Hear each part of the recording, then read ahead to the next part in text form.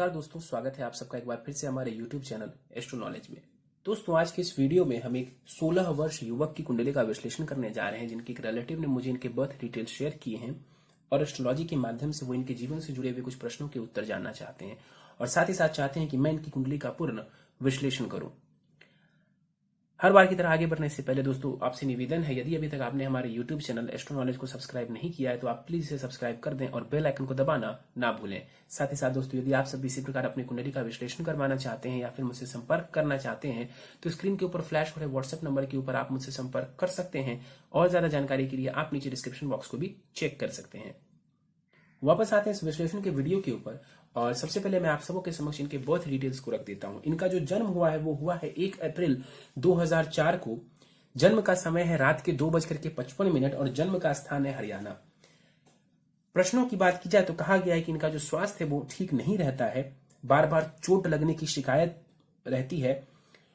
अभी 12th में है, नॉन मेडिकल स्ट्रीम में है, जानना चाहते हैं करियर में आगे क्या करना चाहिए, धन संपत्ति, सरकारी नौकरी, वैवाहिक जीवन, पत्नी, माता पिता और इसके अलावा कई सारे और प्रश्न इन्होंने पूछे हैं। तो इनके सभी प्रश्नों को हम आखिर में लेंगे, लेकिन सबसे पहले इनकी लग्न कुंडली को देख लेते हैं जो कि हमारे समक्ष है।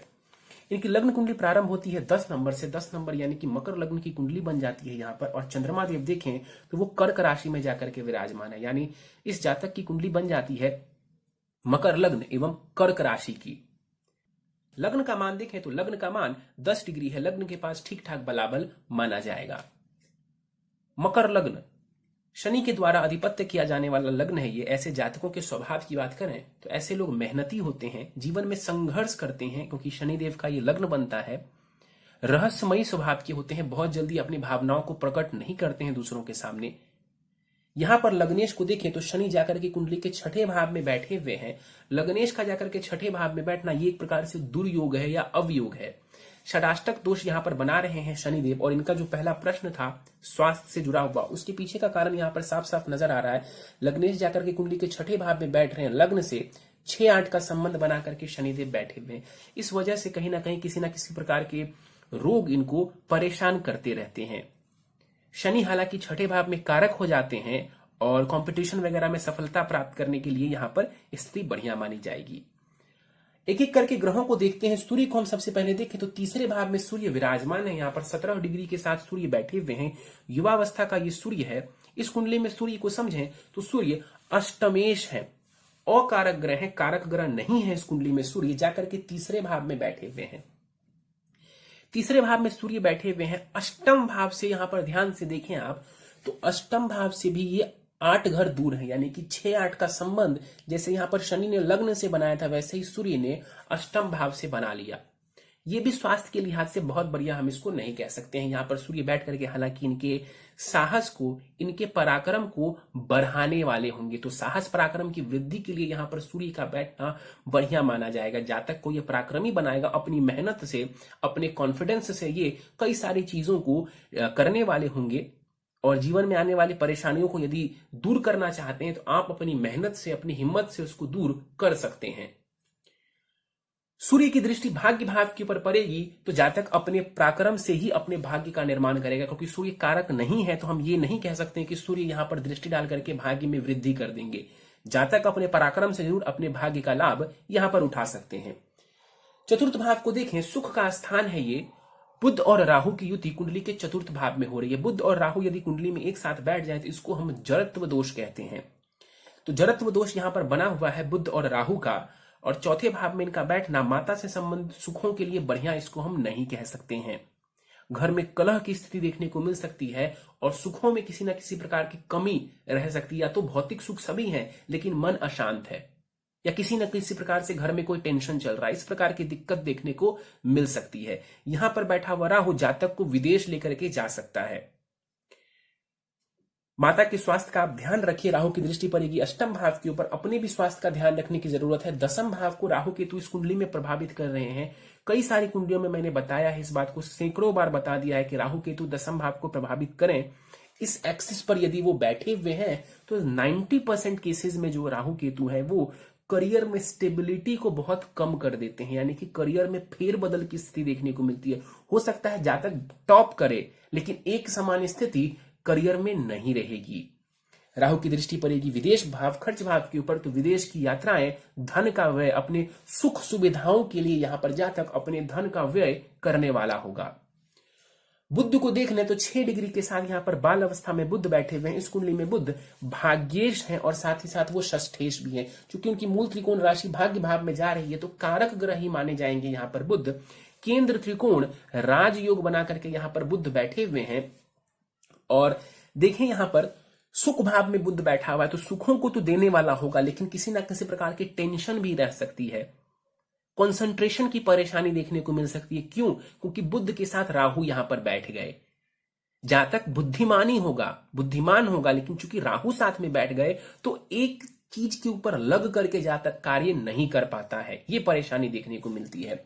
बुध की दृष्टि दसम भाव के ऊपर पड़ेगी और यहां पर दृष्टि डाल करके बुध कहीं ना कहीं करियर में मदद करने की कोशिश करेंगे। जहां पर आप कार्य करेंगे वहां पर आपके कम्युनिकेशन को भी बेहतर करेंगे, मतलब लोगों के साथ जो आपका संवाद होगा उसको भी ये बुध बढ़िया बनाने की कोशिश करेंगे। क्यों? क्योंकि बुध भाग्येश है, बुध कारक है, कम्युनिकेशन के ये कारक बनते हैं। तो यहां पर आपको ये दसम भाव को प्रभावित कर रहे हैं तो आपके करियर में ये लाभ दे देंगे। आगे बढ़ जाए, कुंडली के पंचम भाव को देखें तो पंचम भाव में शुक्र और मंगल बैठे हुए हैं। शुक्र और मंगल की युति पंचम भाव में साफ साफ इस बात को दर्शाती है कि यहां पर प्रेम संबंधों की तरफ आपको ये लेकर के जाने वाला होगा। शुक्र यहां पर स्वग्रह ही बैठे हुए हैं, इसका मतलब है कि जो पंचम भाव है आपका वो बलवान हो जाएगा। शुक्र कहीं ना कहीं या तो सॉफ्टवेयर की तरफ, टेक्नोलॉजी की तरफ भी आजकल लेकर के जाता है जातक को।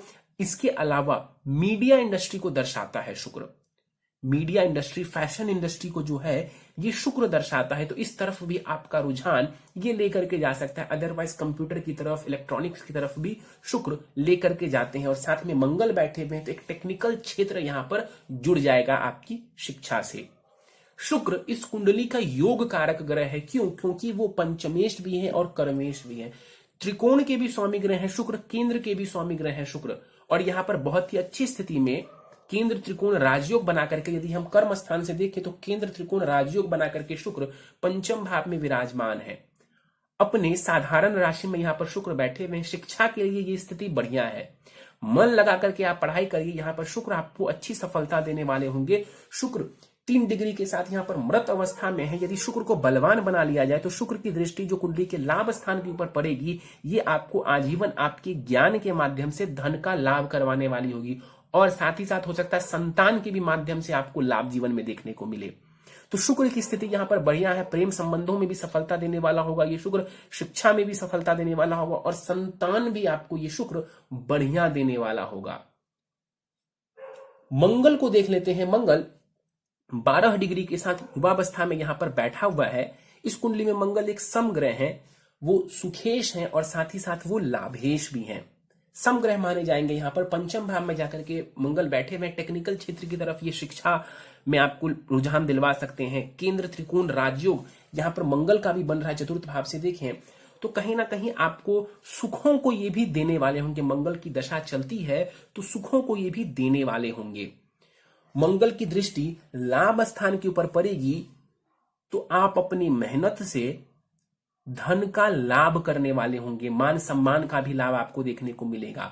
मंगल की दृष्टि कुंडली के अष्टम भाव के ऊपर पड़ेगी। चोट चपेट के योग ये बना देता है। अग्नि तत्व, मंगल अग्नि तत्व का ग्रह है और यहां पर देखिए 5 नंबर की राशि को ही देख रहा है जो कि अष्टम भाव में पड़ रही है।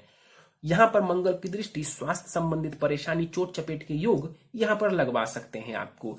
और मंगल की 8वीं दृष्टि पड़ेगी कुंडली के 12वें भाव के ऊपर, विदेश भाव खर्च भाव के ऊपर। तो शिक्षा के ही माध्यम से आप विदेश जाना चाहते हैं, आप जा सकते हैं।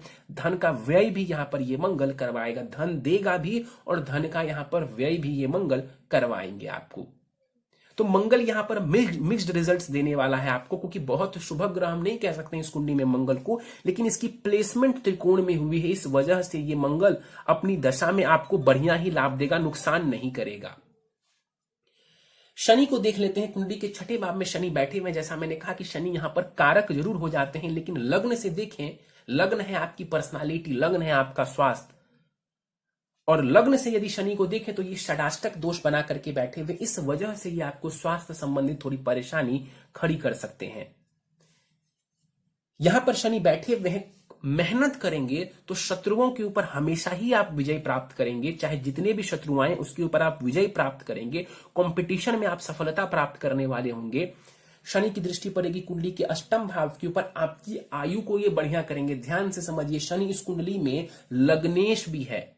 शनि लग्नेश है इस कुंडली का, तो आपकी आयु की क्षति नहीं करेगा, आपकी आयु की वृद्धि ही करेगा। वृद्धि नहीं करेगा तो आपकी आयु की कम से कम ये रक्षा करेंगे, क्योंकि ये लग्नेश है कुंडली में, ये कारक ग्रह है कुंडली में।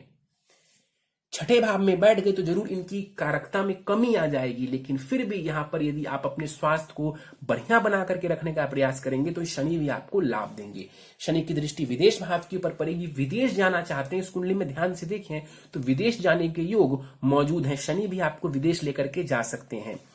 शनि की 10वीं दृष्टि पड़ेगी कुंडली के तीसरे भाव के ऊपर। यहां पर सूर्य बैठे हुए हैं। सूर्य के ऊपर शनि की दृष्टि जब भी पड़ती है तो आदमी के मतलब जातक के जो कॉन्फिडेंस में कमी देखने को मिलती है। कर आप बहुत कुछ सकते थे, अभी मैंने आपको कहा था कि सूर्य यहां पर बैठ करके आपके पराक्रम को कई गुना बढ़ाने वाले होंगे। अब शनि की दृष्टि यहां पर पड़ेगी। शनि शुभ ग्रह है आपकी कुंडली के लिए, लेकिन सूर्य को तो ये पीड़ित करेंगे। शनि आपकी कुंडली के लिए शुभ ग्रह है, तीसरे भाव से जुड़ा हुआ, कोई नुकसान भी नहीं देंगे, लेकिन सूर्य को ये पीड़ित करेंगे। और सूर्य कैसा परिणाम दे रहा है इस कुंडली में, तो पराक्रम बढ़ाने वाला। तो उसमें शनि कहीं ना कहीं थोड़ी परेशानी खड़ी कर सकते हैं। तो अपने कॉन्फिडेंस को बरकरार रखिए, कॉन्फिडेंस को खत्म ना होने दें। चंद्रमा को देख लेते हैं। कुंडली के सप्तम भाव में चंद्रमा यहां पर विराजमान है, और सप्तम भाव विवाह का होता है, पार्टनरशिप का होता है। स्वग्रही है चंद्रमा यहां पर। 20 डिग्री के साथ चंद्रमा यहां पर बैठे हुए हैं। कुमार अवस्था का ये चंद्रमा है। 10 से 20 डिग्री का जब भी ग्रह होता है, मैं कहता हूं उसके परिणाम करीब करीब 100% ही देखने को मिलते हैं। तो यहां पर चंद्रमा बहुत बली होकर के बैठा हुआ है। आपकी कुंडली में शुक्र स्वग्रही है और चंद्रमा सप्तम भाव में स्वग्रही है। निश्चित रूप से आपका जो वैवाहिक जीवन रहने वाला है वो बहुत ही बढ़िया रहने वाला है। आपकी पत्नी बहुत ही सुंदर होंगी, बहुत ही बढ़िया होंगी। आप दोनों के बीच में जो तालमेल होगा वो भी बढ़िया रहने वाला है, क्योंकि आपका शुक्र भी स्वग्रही है और सप्तमेश जो चंद्रमा है वो भी स्वग्रही है। तो ये स्थिति विवाह के लिए बहुत ही बढ़िया है। तो आपको बढ़िया लड़की मिलेंगी और साथ ही साथ आपका जिनसे विवाह होगा उनके साथ आपका वैवाहिक जीवन भी बढ़िया रहने वाला है। पार्टनरशिप के लिए भी देखा जाए तो पार्टनरशिप में भी यहां पर बैठा हुआ चंद्रमा आपको लाभ करवाएगा। लग्न के ऊपर चंद्रमा की दृष्टि पड़ रही है तो स्वास्थ्य का थोड़ा ध्यान रखेंगे। स्वास्थ्य में छोटी मोटी परेशानी यहां पर खड़ी हो सकती है, क्योंकि चंद्रमा भी कारक नहीं है। सप्तम भाव के स्वामी ग्रह चंद्रमा मारक ग्रह ही कहलाएंगे इस कुंडली के लिए। अपने घर की तो रक्षा करेंगे, लेकिन लग्न को देखेंगे तो छोटी मोटी परेशानी स्वास्थ्य संबंधित आपको देने वाले होंगे। आपके स्वभाव में थोड़ी सी चंचलता भी ये चंद्रमा ला सकते हैं, और आपकी इमेजिनेशन पावर को भी ये चंद्रमा बढ़िया करेगा। आपके अंदर एक क्रिएटिविटी भी देगा। लग्न को चंद्रमा प्रभावित कर रहा है और पंचम भाव में शुक्र है, तो एक प्रकार से आपके अंदर वो क्रिएटिविटी भी देखने को मिल सकती है। और सौम्यता भी कई बार चंद्रमा देते हैं। लग्न को जब भी चंद्रमा प्रभावित करते हैं तो एक सौम्यता भी देखने को मिल जाती है। आगे बढ़ते हैं, गुरु को देखते हैं। 16 डिग्री के साथ गुरु कुंडली के अष्टम भाव में बैठे हुए हैं वक्री होकर के। इस कुंडली में गुरु अकारक ग्रह है, या मारक भी आप कह सकते हैं। वो तृतीयेश है और वो द्वादशेश है। कारक ग्रह नहीं है कुंडली में गुरु। विपरीत राजयोग की स्थिति यहां पर नहीं लागू होगी। क्यों? क्योंकि लग्नेश ही जाकर के कुंडली के छठे भाव में बैठ गया। इसीलिए यहां पर यह कह देना कि गुरु का विपरीत राजयोग बनेगा, ये उचित नहीं है। तो विपरीत राजयोग नहीं बन रहा है गुरु का। अष्टम भाव में गुरु बैठे हुए हैं और वक्री होकर के बैठे हुए हैं। स्वास्थ्य के दृष्टिकोण से यहां पर गुरु का वक्री होकर के बैठना अकारक है इस कुंडली में गुरु, बिल्कुल भी बढ़िया नहीं माना जाएगा। पेट से संबंधित परेशानी यहां पर गुरु दे सकते हैं, तो अपने डाइजेशन का, अपने खान पान का पूरा आपको ध्यान रखने की आवश्यकता है। अपने खान पान के ऊपर लगाम लगा करके रखें। वैसे भी देखिए आपका लग्नेश जाकर के छठे भाव में बैठा हुआ है, तो अपने स्वास्थ्य के ऊपर आपको हमेशा ही एक चेक रखना चाहिए। चेक का मतलब है कि अपने स्वास्थ्य को आपको हमेशा ही मॉनिटर करना चाहिए। डरने जैसी कोई बात नहीं है, लेकिन यदि आप किसी परेशानी में नहीं पड़ना चाहते हैं तो बस अपने डाइट का और अपने हेल्थ का हमेशा ध्यान रखेंगे तो ज्यादातर परेशानियों से आप वैसे ही बच जाएंगे। अष्टम भाव में गुरु यहां पर बैठे हुए हैं, और यहां पर देखा जाए तो सूर्य और गुरु के बीच में राशि का परिवर्तन हो रहा है। सूर्य गुरु के घर में है, गुरु सूर्य की राशि में बैठे हुए हैं। तो रिसर्च वगैरह के क्षेत्र में तो ये बढ़िया सफलता दे सकता है ये राशि का परिवर्तन। अदरवाइज कई बार आप जो पराक्रम करेंगे उस पराक्रम का आपको हो सकता है वैसा लाभ देखने को ना मिले, क्योंकि तीसरा भाव पराक्रम का है और अष्टम भाव त्रिक भाव है, उतार चढ़ाव के लिए भी इसको हम देखते हैं। तो ये बहुत अच्छा हम नहीं कह सकते हैं इन दोनों के बीच में राशि परिवर्तन। हाँ, रिसर्च वगैरह के क्षेत्र में आप हैं, एस्ट्रोलॉजी वगैरह के क्षेत्र में आप हैं, तब तो आप यहां से भी लाभ ले सकते हैं।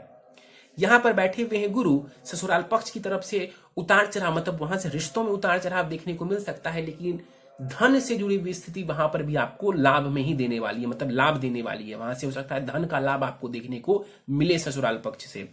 गुरु की दृष्टि पड़ेगी 12वें भाव के ऊपर, अपने घर को गुरु देखेंगे, विदेश जाने का योग फिर से और ज्यादा प्रभावी हो रहा है, विदेश में बसना चाहते हैं उसका योग यहां पर प्रभावी हो रहा है।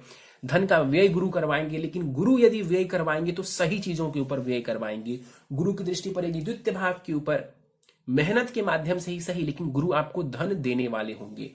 और गुरु की दृष्टि पड़ेगी कुंडली के चौथे भाव के ऊपर, तो यहां पर दृष्टि डाल करके थोड़ी सी परेशानियों को ये कम करने वाले होंगे। फिर भी अष्टम भाव में गुरु बैठे हुए हैं, ऑलरेडी इस कुंडली में ये अकारक है, तो बहुत ज्यादा मदद तो नहीं करेंगे, लेकिन फिर भी चतुर्थ भाव से संबंधित थोड़ी सी चीजों को ये बेहतर करने का प्रयास करेंगे। आगे बढ़ जाए, कुंडली के दसम भाव को यदि हम देखें तो केतु विराजमान है और दसम भाव में केतु बैठे हुए हैं शुक्र की राशि में, और शुक्र की स्थिति बढ़िया है। तो यहां पर केतु उतार चढ़ाव तो फिर भी देगा आपको करियर में, लेकिन हमेशा प्रॉब्लम नहीं देगा। क्यों? क्योंकि केतु यहां पर शुक्र के जैसा परिणाम देंगे। और याद रखिए कि शुक्र, मैंने कहा कि इस कुंडली में योग कारक है, तो अब केतु किसके जैसा परिणाम देगा? शुक्र के जैसा। शुक्र कैसा है? तो योग कारक। तो केतु कैसा देगा रिजल्ट? योग कारक के समान। इसका मतलब है कि आप अपने करियर में कुछ अच्छा करना चाहते हैं, आप कर सकते हैं, कोई परेशानी नहीं है। राहु केतु की दशा अंतर्दशा चलती है या गुरु की चलती है, तो उस दौरान आपको हो सकता है कि सडन उतार चढ़ाव देखने को मिले, लेकिन इसका यह मतलब बिल्कुल नहीं है कि आप अपने करियर में कुछ बड़ा नहीं कर सकते हैं। आप बिल्कुल कर सकते हैं और आपको करना चाहिए। यहां पर बैठ करके केतु धन भाव को देखेंगे, धन देने का कार्य करेंगे। चतुर्थ भाव को देखेंगे, टेंशन जरूर देंगे, लेकिन प्रॉपर्टी संबंधित लाभ करवाएंगे। और छठे भाव को केतु देखेंगे तो शत्रुओं के ऊपर आपको विजयी बनाने वाला कार्य करेगा यहां पर केतु। तो केतु की स्थिति यहां पर बढ़िया है। राहु जरूर थोड़ी परेशानी खड़ी करेंगे, लेकिन केतु की स्थिति यहां पर बढ़िया नजर आ रही है। जीवन में यदि करियर में आपकी उतार चढ़ाव आए तो घबराने की आवश्यकता नहीं है। आपका शुक्र बहुत बढ़िया है, इसको और बलवान बनाने का मैं उपाय आपको बता दूंगा। शुक्र को बलवान बना करके रखेंगे तो करियर में आप बहुत बढ़िया कर सकते हैं। कुछ और पॉइंट्स में आपके चार्ट के अनुसार समझाना चाहूंगा। यदि आप अपने चार्ट को ध्यान से देखेंगे तो कुंडली के चतुर्थ भाव को देखेंगे तो यहां पर पाप कर्तरी लगा हुआ, एक तरफ सूर्य है, दूसरी तरफ मंगल है। एक तरफ सूर्य है, दूसरी तरफ मंगल है, बीच में चतुर्थ भाव है। इसको कहते हैं पाप कर्तरी का दोष लग जाना। सुखों के लिए बढ़िया नहीं है, घर में कलह की स्थिति देखने को मिल सकती है, तो इसका आपको ध्यान रखना। प्रॉपर्टी वगैरह जब भी जीवन में लेंगे तो लीगल मसलों का ध्यान रखेंगे, क्योंकि राहु वहां पर बैठा हुआ है, तो थोड़ी परेशानी खड़ी कर सकते हैं। उसी प्रकार यहां पर देखें तो कुंडली के पंचम भाव को भी पाप कर्तरी लगा है। क्यों? एक तरफ राहु है, दूसरी तरफ शनि है। तो यहां पर जो मैंने कहा कि शुक्र बहुत बढ़िया नजर आ रहे हैं, शिक्षा का भाव बहुत प्रबल नजर आ रहा है, अब उसमें थोड़ी परेशानी देखने को कभी कभार मिल सकती है।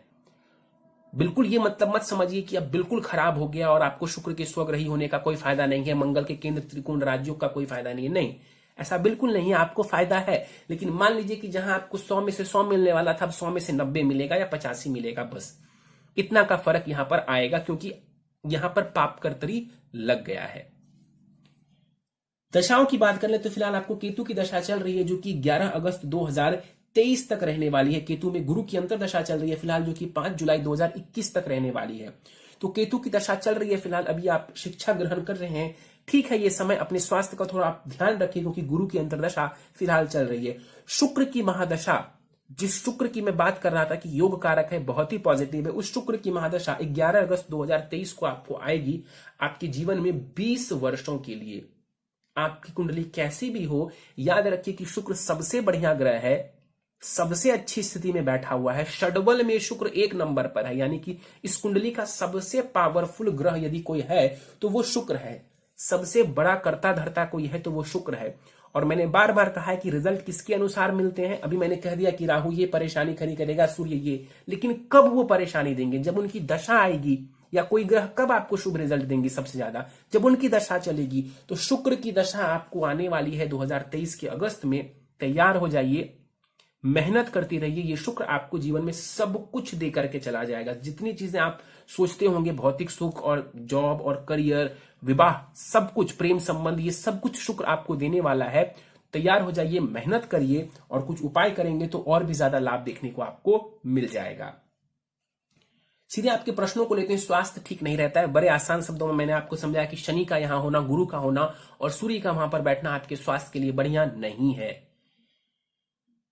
शनि को थोड़ा बेहतर करेंगे तो लाभ देखने को आपको मिल जाएगा। बार बार चोट लगता रहता है, बिल्कुल आपकी कुंडली में योग मौजूद है। मंगल की वजह से, मंगल की जो अष्टम भाव के ऊपर चौथी दृष्टि पड़ रही है, सूर्य यहां पर षडाष्टक दोष बना करके बैठे हुए, शनि षडाष्टक दोष बना करके बैठे हुए, तो ये स्थिति बढ़िया हम नहीं कह सकते हैं। शनि को थोड़ा बेहतर करेंगे तो लाभ मिलेगा आपको। 12th में है फिलहाल ये, और कहते हैं कि नॉन मेडिकल स्ट्रीम में हूं, किस करियर में जाना चाहिए मुझे। देखिए, आप मीडिया के क्षेत्र में जा सकते हैं, फिल्म के लाइन में जा सकते हैं, फैशन के लाइन में जा सकते हैं। अगर आप इंजीनियरिंग करना चाहते हैं तो सॉफ्टवेयर इंजीनियर आप बन सकते हैं।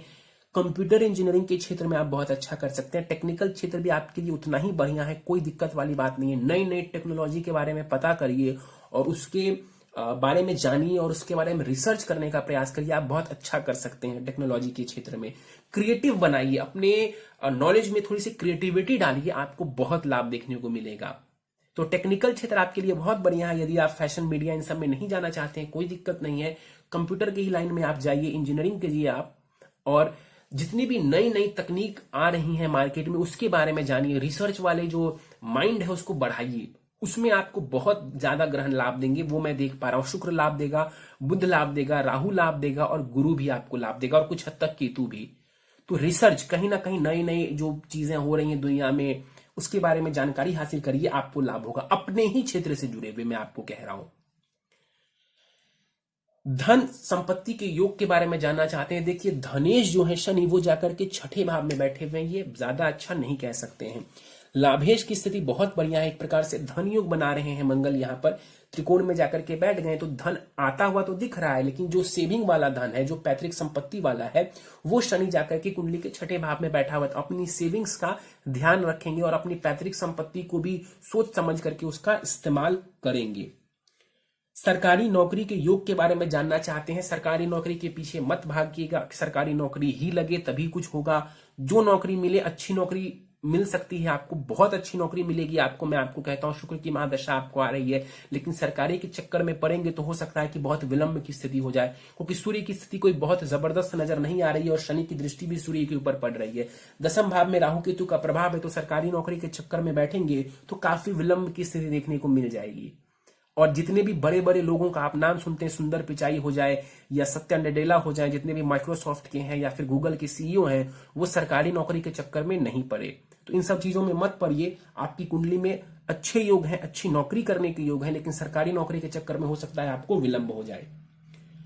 कुंडली का सबसे बलवान ग्रह शुक्र, सबसे बढ़िया, सबसे बलवान, सबसे शुभ ग्रह शुक्र, और ईश्वर का आशीर्वाद देखिए, उसकी दशा आपको आने वाली है। विवाह जानना चाहते हैं, पत्नी के बारे में जानना चाहते हैं, कोई डाउट नहीं है, कोई दिक्कत नहीं है, बहुत बढ़िया वैवाहिक जीवन है। पत्नी आपकी बहुत बढ़िया होंगी, बहुत सुंदर होंगी, आपका वैवाहिक जीवन भी बहुत बढ़िया रहने वाला है। माता पिता से तालमेल के बारे में जानना चाहते हैं। माता के बारे में देखें तो माता से तालमेल तो बढ़िया होगा, लेकिन उनके स्वास्थ्य का आपको ध्यान रखना चाहिए। और सूर्य के ऊपर शनि की दृष्टि पड़ रही है, तो कहीं ना कहीं पिता के साथ स्थिति बढ़िया नजर नहीं आ रही है, और पिता के साथ जो सुख है उसमें थोड़ी कमी नजर आ रही है। IAS IPS बनने की योग के बारे में जानना चाहते हैं। योग कमजोर है आपकी कुंडली में IAS IPS संबंधित, और इंजीनियरिंग का सेक्टर आपके लिए ज्यादा बेहतर नजर आ रहा है। इस क्षेत्र में ही मुझे आपकी कामयाबी नजर आ रही है, और अच्छी कामयाबी नजर आ रही है। इसके बाद ये कहते हैं इंजीनियरिंग का योग है तो किस क्षेत्र में, मतलब मैकेनिकल में, कंप्यूटर में, सॉफ्टवेयर और कंप्यूटर रिलेटेड में ही आप आगे बढ़िए। और जो मैंने बताया कि मार्केट में क्या नई नई तकनीक आ रही है, इसमें आप अपना दिमाग लगाइए, आपको बड़ा फायदा होगा। आगे इंजीनियरिंग करें या फिर BSc करें, आंख बंद करके इंजीनियरिंग करेंगे।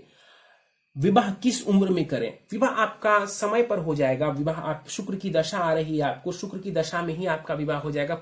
मुझे लगता है कि 24 के आसपास आपका विवाह हो जाएगा।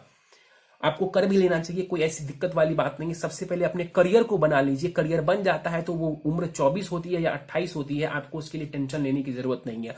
आपका विवाह जब भी होगा बहुत ही बढ़िया होने वाला है। तो आप अपने विवाह की उम्र को लेकर के मत सोचिए, बस ये सोचिए कि मैं करियर बना लेता हूं। करियर बन गया, 23 में बने 24 में बने, आप विवाह कर लीजिए, कोई दिक्कत नहीं है।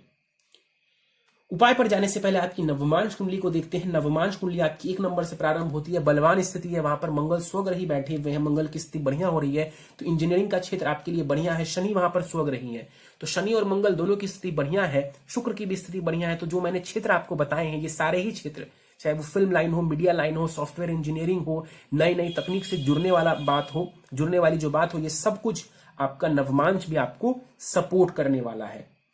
चंद्रमा वहां पर थोड़े डाउन हो रहे हैं, शनि के साथ जाकर के बैठ रहे हैं। इसका मतलब है चंद्रमा शनि का विष दोष बन रहा है आपके 10वें भाव में। तो सरकारी नौकरी के चक्कर में मत पड़िएगा, फिर से सलाह देता हूं। दूसरा, बहुत ज्यादा टेंशन मत लीजिएगा, आपकी कुंडली बढ़िया है।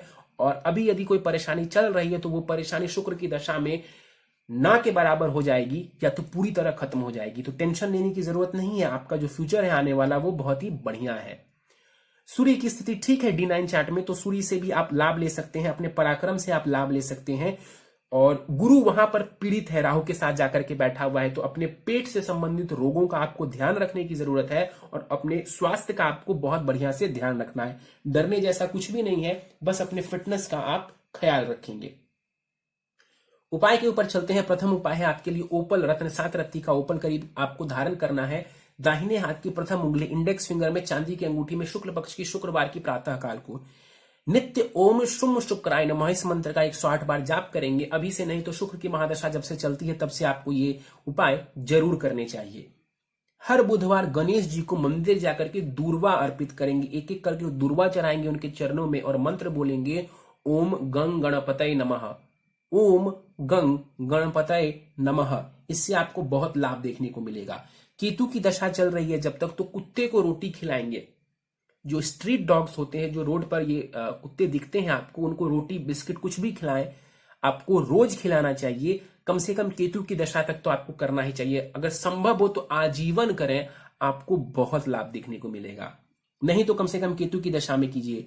और आखिरी उपाय है नित्य सुबह शाम हनुमान चालीसा का आपको पाठ करना है, इससे भी आपको बहुत लाभ देखने को मिलेगा। हनुमान जी की आप खूब पूजा उपासना करिए, आपको अच्छा लाभ देखने को मिलेगा। ये जो स्वास्थ्य की परेशानी आपको दिख रही है, ये काफी कम हो जाएगी। अगर समय हो तो 3-3 बार कर लें, 7-7 बार भी कर सकते हैं आप सुबह शाम, या एक ही टाइम 7 बार कर लीजिए। यदि समय है तो हनुमान चालीसा पढ़ते रहिए और जीवन में आपको बहुत ज्यादा तरक्की देखने को मिल जाएगा।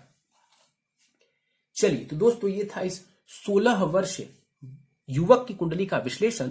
मुझे उम्मीद है कि आपको हमारा यह कुंडली विश्लेषण का वीडियो पसंद आया होगा। यदि वीडियो पसंद आया तो आप इसे लाइक करें, शेयर करें।